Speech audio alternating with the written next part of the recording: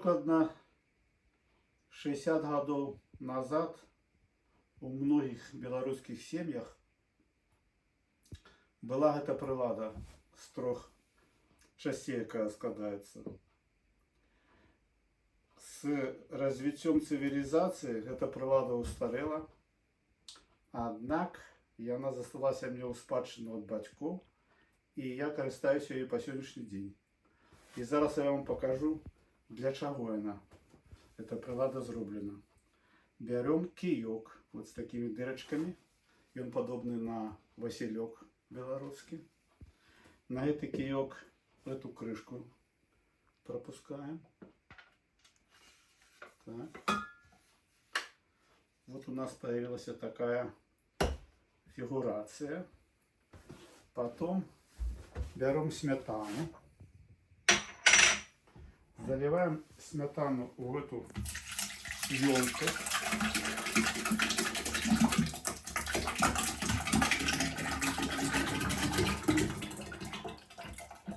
Залили сметанку в эту емкость. Положили крышку. Так. Взяли рушник, який зроблений з чистого полотна. Обвязали так. Даже вот я зроблю вот так. Как бы вузел был тут видать.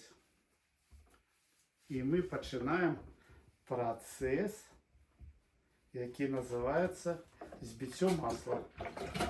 Відповідно, наші батьки робили вот так. Раз 20-30 хвилин масло будет готово. А рушник обвязали, как ни брызги не летели. И так вот наши батьки били масло до з'явления электробоек. А эти слойки с молочком, мы молоко купляем у господыни одной на Решевской.